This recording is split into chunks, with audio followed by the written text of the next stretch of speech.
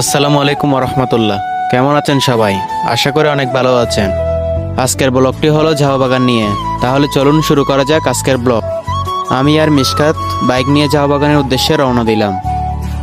রাস্তায় চলতে চলতে আমরা দেখলাম গ্রামের সবুজ মাঠ, গাছপালা আর মানুষের দৈনন্দিন জীবন। আমরা যাওয়ার সময় বাগিচাহাট বাজার দিয়ে ঘুরে গেলাম। সেখানকার মানুষের কর্মব্যস্ততা দেখলাম আর সৌন্দর্য উপভোগ করলাম। আমার বন্ধু মিশকাত বাইক চালাচ্ছে আর আমি পিছনে বসে আছি।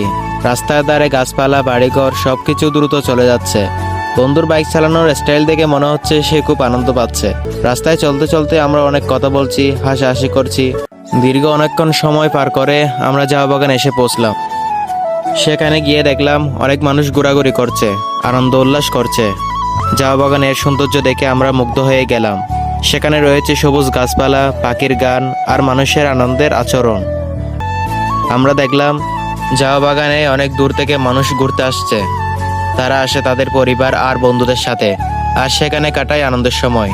ঝাউ বাগানের সৌন্দর্য আর আনন্দের আচরণ দেখে আমরা বুঝতে পারলাম কেন এখানে এত মানুষ আসে। এখানে রয়েছে প্রাকৃতিক সৌন্দর্য আর মানুষের ভালোবাসা। আজকে এতটুকু পর্যন্ত। ভালো লাগলে অবশ্যই লাইক, কমেন্ট এবং শেয়ার করবেন। ইনশাআল্লাহ যদি সাপোর্ট পাই তাহলে দেখা হবে নেক্সট ভিডিওতে।